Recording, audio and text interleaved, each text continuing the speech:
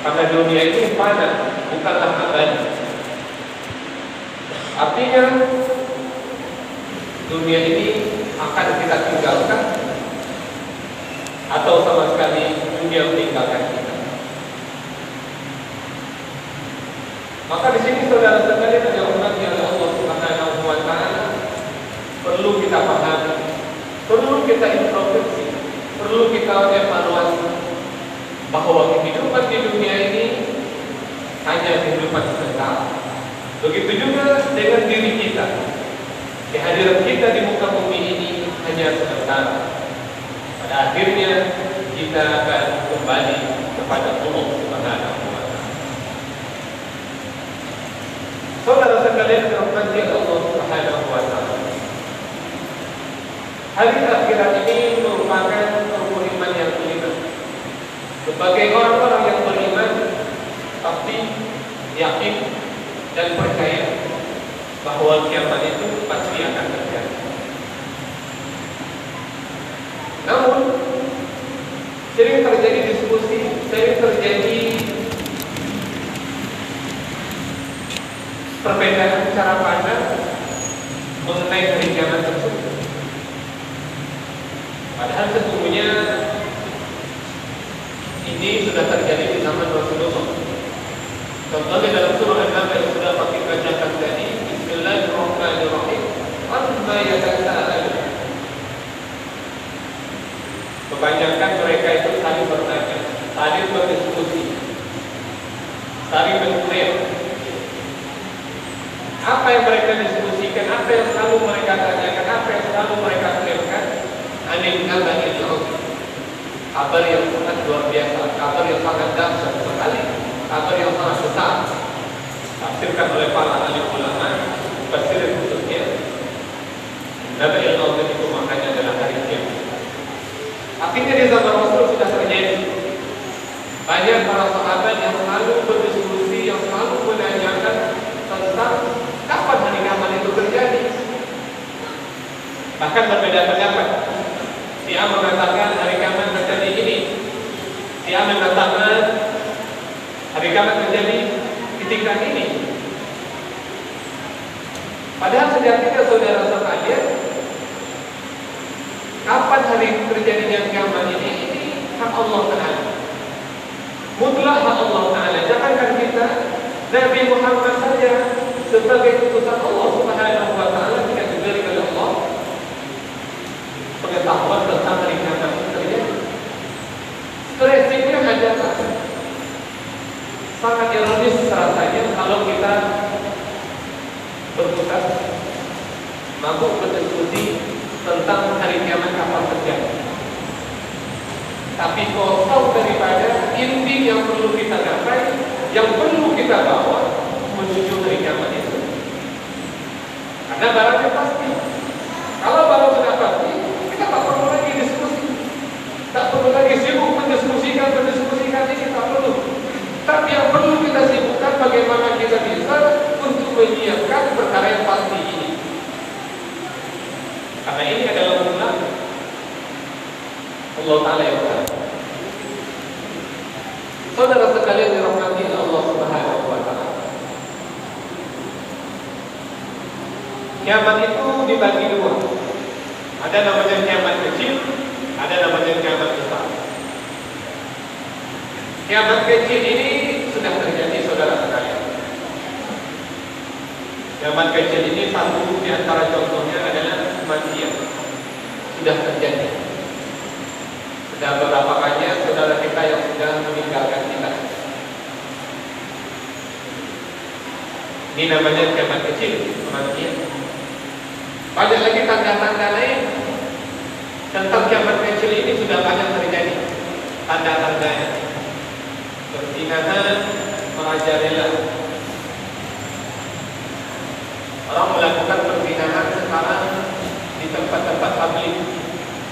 Tidak ada lagi punya rasa malu, tapi justru malah bangga ketika memperhatikan perkara-perkara yang terlarang. Ini yang dikatakan inti tanda-tanda kiamat kecil sudah banyak. Perceraian meningkat saudara sekalian. Kalau kita lihat data mana angka perceraian dengan perkawinan tidak tinggi. Artinya betapa banyak perceraian terjadi daripada pernikahan. Nah, ini buktinya saudara sekalian, dunia ini sudah tua. Banyak lagi saudara sekalian sudah kita sebutkan.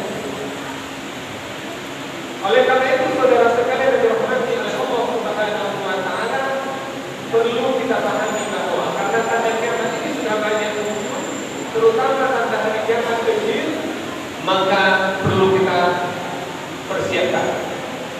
Perlu kita persiapkan bekal kita menuju hari kiamat tersebut. Karena hari kiamat tersebut saudara sekalian semuanya hancur, dunia ini akan hancur. Tidak ada yang tersisa lagi. Allah sudah yang datang, hancur semuanya alam semesta ini.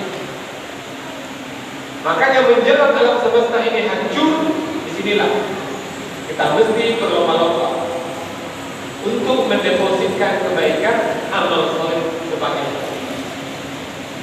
Makanya dalam surah Al-Mulk Allah katakan, "Alladzi khalaqal mauta wal hayat liyabluwakum ayyukum ahsanu amala." Allah ciptakan ada hidup, Allah ciptakan mati. Ada hidup, ada mati. Sekarang ini kita berada di fase hidup yang pertama. Gunanya apa? Allah Subhanahu wa taala liyabluwakum ayyukum ahsanu amala. Allah ingin tahu dengan adanya hidup ini terus ada meninggal, Allah ingin tahu liyabluwakum ayyukum ahsanu amala. Allah uji betapa banyak orang hidup di muka bumi ini, berbagai macam profesi, berbagai macam tradisi, berbagai macam usaha. Tapi Allah ingin tahu ayyukum ahsanu amala. Siapa sih yang terbaik amalannya ketika menghadap Allah Subhanahu wa taala? Untuk ini saudara sekalian, kita akan terima nantinya di hari akhirat. Jika dunia ini sudah kiamat, maka perlu berlomba-lomba lakukan amal soleh apapun bentuknya, supaya kita bisa menjadi orang-orang yang terbaik ketika nanti berhadapan dengan pengadilan Allah Subhanahu wa taala. Bagaimana menjadikan amal soleh itu menjadi amalan yang terbaik? Syekh Budailiyah ditanya oleh sahabatnya, "Ma ahsanul amal?" Amalan yang terbaik itu apa wahai Syekh Budailiyah? Maka dia menjawab, "Aswaquhu wa aqnasuhu." Amalan yang terbaik itu adalah amalan yang benar dilakukan sesuai dengan tuntunan syariat Islam. Itu amalan yang terbaik. Kemudian dilakukan dengan ikhlas semata-mata karena Allah Subhanahu wa taala. Maka di sini kita simpulkan berdasarkan tafsir ayat surah Al-Mulk ini dua yang perlu kita gapai, yang perlu kita pastikan ketika kita melakukan amalan soleh, apapun bentuknya, baik itu ibadah makhluk atau ghairu makhluk. Yang pertama benar sesuai dengan tuntunan atau barometer agama itu sendiri, itu Al-Quran dan Sunnah. Kemudian yang kedua, di samping benar, pastikan kita melakukannya ikhlas semata-mata mengharap ridha Allah Subhanahu wa taala.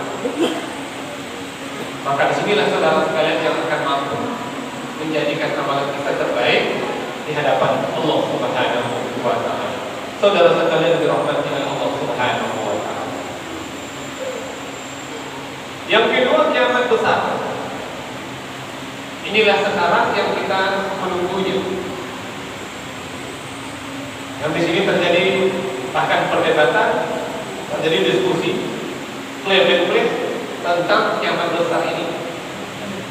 Walaupun demikian saudara sekalian, yang tahu hanya Allah Subhanahu wa taala. Tapi tuntunan agama Al-Quran atau hadis memberikan beberapa tanda yang mungkin bisa kita pakai untuk lebih menyiapkan diri untuk menghadapi hari tersebut. Contohnya munculnya Imam Mahdi. Sampai hari ini terjadi diskusi panjang tentang Imam Mahdi tersebut. Kemudian keluarnya Dajjal. Walaupun sampai hari ini masih terjadi diskusi tentang who Dajjal, siapa Dajjal sesungguhnya. Juga Ya'juj dan Ma'juj. Walaupun sampai hari ini masih terjadi diskusi panjang tentang Ya'juj dan Ma'juj. Makanya saya katakan saudara sekalian, ada hal yang lebih penting yang perlu kita persiapkan, yang perlu kita kejar, yang perlu kita amalkan, yaitu amalan soleh, mendepositkan kebaikan-kebaikan